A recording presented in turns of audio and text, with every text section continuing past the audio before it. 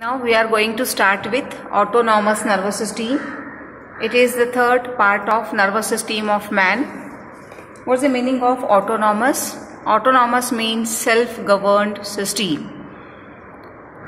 This autonomous nervous system transmit impulses from central nervous system, that is CNS, to involuntary organs and smooth muscles of the body. What do you mean by involuntary? Which do not work according to our willpower, and involuntary organs are mostly made up of smooth muscles. So it transmits impulses from CNS to smooth muscles and the involuntary organs. What it consists of? It includes, number 1, preganglionic neurons. These preganglionic neurons are also called as ramus communicans. This ramus communicans is a branch of typical spinal nerve, as we have studied before. This ramus communicans, it forms a joint with preganglionic fiber and postganglionic fiber. Actually, preganglionic neuron means ramus communicans, which forms joint with the ganglia, and from the ganglia another neuron arises, which is called as postganglionic neuron, which extends up to visceral organ, up to the effector organ. What do you mean by effector organ? The organ which shows the effect. Okay, so autonomous nervous system transmit the impulses from CNS to involuntary organs. It consists of preganglionic fiber, that means simply ramus communicans, which is a branch of typical spinal nerve, as we have seen before. This ramus communicans, it conduct impulses from CNS to autonomous ganglia, and second one is the postganglionic neuron, which extend from autonomous ganglia to visceral organ or the effector organ. This autonomous nervous system consists of two parts. First one is sympathetic nervous system, also called as thoracolumbar outflow, and second one is called as parasympathetic nervous system, which is also called as craniosacral outflow. We'll see the details of these two systems, sympathetic and parasympathetic nervous system. See, this is the diagram. It's one side, it shows parasympathetic part, and the second one, it shows sympathetic nervous system. We will see the first one, that is sympathetic nervous system, which is also called as thoracolumbar outflow. Why thoracolumbar outflow? See, this is the diagram for central nervous system, which includes this first part, which is called as brain, and this is second part, which is called as spinal cord. This sympathetic nervous system, it starts from thoracic region. This is the thoracic region, and this lower part is called as lumbar region. So typical spinal nerves which are coming out from this thoracic and lumbar region, they continues to form this sympathetic nervous system. Hence it is called as thoracolumbar outflow. What are the parts? As we have seen, this sympathetic as well as parasympathetic, both systems consist of preganglionic and postganglionic fibers. So what does it mean? Here, from this spinal nerve, ramus communicans comes. We can consider this is the ramus communicans or preganglionic fiber. It ends into the ganglia here, into the autonomous ganglia, and from there another fiber will originate, that will become postganglionic fiber, which ends into the visceral organ. So in case of sympathetic nervous system, these preganglionic fibers are short and postganglionic fibers are long. So here, because of presence of this autonomous ganglia, a chain of ganglia is get formed. Chain of near about 22 ganglia is get formed towards both the sides. As these spinal nerves are present in pairs towards this side as well as towards this side. They are present in pairs. Here this chain of ganglia or cord of 22 ganglia is formed towards both the sides. In this diagram, towards one side sympathetic system is shown and towards second side parasympathetic system is shown. It is for our understanding, but both the systems are present on both the sides as the nerves are present in pair. So, in case of sympathetic nervous system, preganglionic fibers are short and postganglionic fibers are long. One more diagram we will see. See, this is one more diagram where the sympathetic nervous system is shown. You can see here this green colored part. These are the preganglionic fibers. We can say these are the ramus communicans coming out from the region of thoracic and lumbar region. So here this preganglionic fiber, they ends into the ganglion here. You can see this ganglion, chain of ganglion is get formed, and because of that this cord is get formed. So cord will be present on both the sides. System will be present, is similar on both the sides. So these are preganglionic fibers. They ends into this autonomous ganglia, and from this autonomous ganglia these fibers are coming out. These fibers are called as postganglionic fiber. All these are postganglionic fiber which ends into these organs which are called as visceral organs. This is the condition in case of sympathetic nervous system. What is the condition in case of parasympathetic nervous system? We will see the second diagram. In this second diagram, this side is for parasympathetic nervous system. This side is for parasympathetic nervous system, which is also called as craniosacral outflow. This region is cranio region, means the region of brain. So nerves coming out from the region of brain and nerves coming out from the region of sacrum. These two nerves, that means cranial nerves and sacral nerves, are taking part in the formation of this system. Hence it is called as craniosacral outflow. Okay, so remember, autonomous nervous system consists of this sympathetic part and it consists of parasympathetic parts. Sympathetic nervous system, already we have seen preganglionic fibers are short and postganglionic fibers are long. Opposite is the condition in case of parasympathetic nervous system, where preganglionic fibers are long, ganglia lie within the visceral organs, and postganglionic fibers are very short. So this is structural difference between sympathetic and parasympathetic nervous system. Now we will see about the functional difference. This functional difference, remember that sympathetic nerves, these are the postganglionic fiber which ends into the visceral organs. Here all these visceral organs are supplied with postganglionic fibers, and these fibers, they secrete a secretion which is called as adrenaline. Adrenaline and noradrenaline is secreted by the fibers of sympathetic nervous system. Hence, the system is called as adrenergic. Remember what I said? These nerves of sympathetic nervous system secrete a neurotransmitter which is called as adrenaline and noradrenaline, and hence system is called as adrenergic. What is the function of this adrenaline?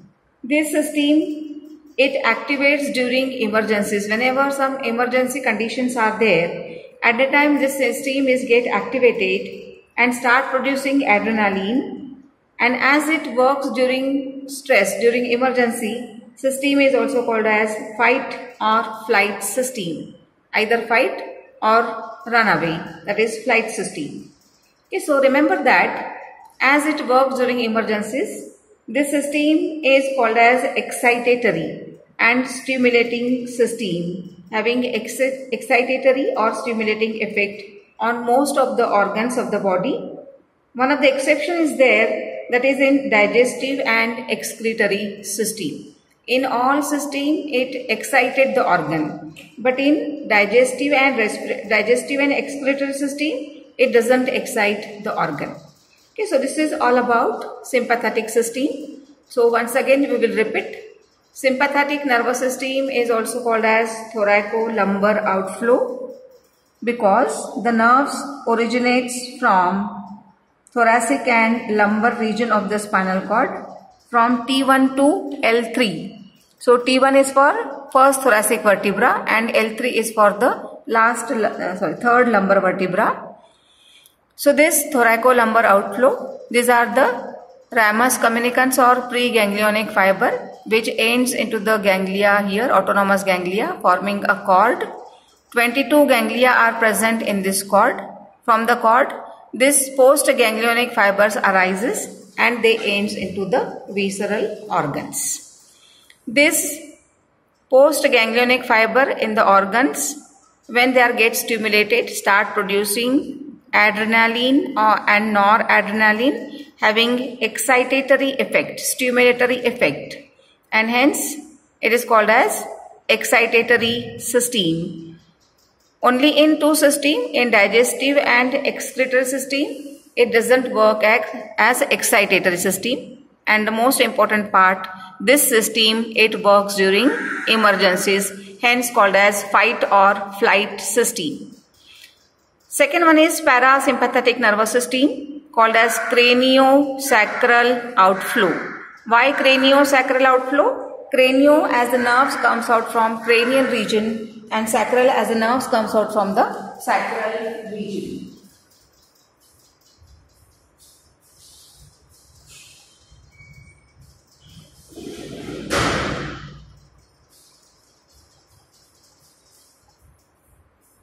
In case of parasympathetic nervous system, as earlier I explained here, these preganglionic fibers are long, postganglionic fibers are short, and ganglia lie within the organs only. Now, details of this parasympathetic nervous system. These nerves, they secrete a neurotransmitter which is called as acetylcholine, and hence it is called as cholinergic system. How it works? This parasympathetic nervous system is antagonistic to sympathetic nervous system. What I said, sympathetic nervous system is excitatory, and while parasympathetic nervous system is inhibitory. That means what? This parasympathetic nervous system, it brings the body organs to their normal state, which were excited before. So they will come to the normal state. And hence this system is called as housekeeping system, having inhibitory effect on most of the organs.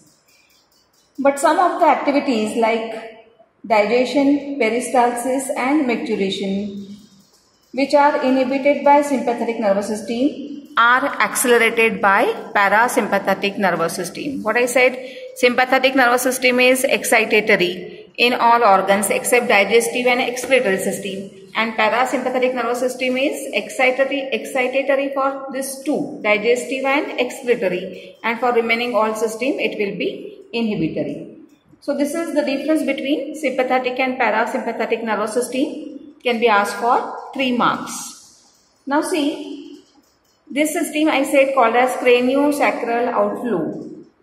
From its cranial region, nerve number 3, 7, 9 and 10, it works, and from sacral region, sacral nerve number 2, here, sacral nerve number 2 and 3 as well as 4th number, it takes part in the formation of the craniosacral or parasympathetic nervous system. So from cranial region 3, 7, 9, 10. From sacral region 2, 3 and 4 nerve number. For sympathetic from T1 to L3 spinal nerves takes part. Okay, so this is all about sympathetic and parasympathetic nervous system. Difference can be asked for 3 marks. Prepare it properly, one of the important system. Now we have to study about the sensory receptors. What do you mean by sensory receptors? Sensory receptors means the sense organs simply. These sense organs means what? Which can receive the stimuli from the exterior so that it will be reached to central nervous system and CNS can take the action. So receptors means simply the sense organs taking the stimuli from exterior. It is categorized into two types, exteroreceptors and enteroreceptors. What's the difference between extero? Which receives external stimuli. So we are going to see about exteroreceptors. Under three headings we are going to study types of receptor, location and function. Now see, phono. What's the meaning of word phono? Phono is concerned with sound. So receptors receiving sound are called as phonoreceptors, and the organ related with sound is internal ear and organ of Corti, which is situated inside the ear. What is the function? Sound reception. Then statoreceptors, word stato for balance. So for balance, we have internal ear and semicircular canals. So what is the function? Receiving impulses for maintaining balance and equilibrium. Then photoreceptor. Third one is photoreceptor. Photo for light.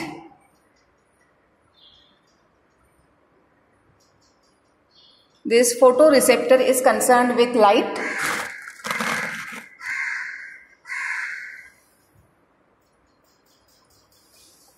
So the organ related with eyesight is retina of eye. So the function is receiving the stimuli for light and for the vision. Then thermoreceptor, as the name suggests, thermo for temperature. Location is in skin and function is to receive sensory stimuli for heat and for cold. Stimuli for heat is calorie receptors and for cold it is called as trigidoreceptor. Then mechanoreceptor is there. Mechanoreceptors for mechanical pressure, for touch, pain. For this stimuli they are sensitive and present in skin. Then chemoreceptors categorized into two, gustatoreceptor and olfactory receptors. Gustato is for taste. So they are located in taste buds of tongue, sensitive to taste of sweet, salt, sour, bitter and umami. This umami word, it comes from Japanese and it is for one of the following basic tests, together sweetness, sourness, bitterness and saltness. Second type of chemoreceptors are olfactory receptors, which are present in olfactory epithelium of the nose and sensitive to about 10,000 different stimuli. So this is for exteroreceptors situated on the surface of the body and receives stimuli from the exterior. Question of 2 marks in the form of match the following, it can be asked. Then we are going to see about enteroreceptors. These enteroreceptors are situated inside the body and getting information, stimuli within the body itself. So these receptors are, number 1, enteroreceptors. Location, internal body organs. Internal body organs, and function is sensitive to stimuli coming from internal organs like stimuli like hunger, thirst, pain, as well as osmotic change. Second one is called as proprioreceptors, which are situated in joint, muscles and tendon, and they are responsible for detection of change in movement of joint, tendon and muscle pain, tension and sensitive to vibrations also.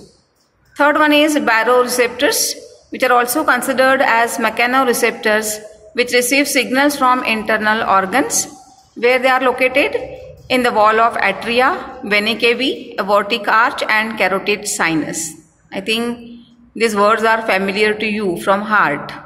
Okay, so baroreceptors present in walls of atria, vena cava, aortic arch and carotid sinus. And they are sensitive for change in BP so as to restore homeostasis through vasodilation or vasoconstriction. What is the meaning of vasodilation? Dilation of blood vessels, and vasoconstriction is for constriction of blood vessels. So here we have studied about different kinds of receptors. We have to study 2 sense organs in detail, that is eye and ear, which we are going to study in the next lecture. What we have studied today? Today we have studied about, in this lecture, we have studied about autonomous nervous system with sympathetic and parasympathetic nervous system, their structural and functional difference, and then about receptors, that is entero and extero receptors. In the next lecture we are going to study about the sense organs like eye and ear in detail.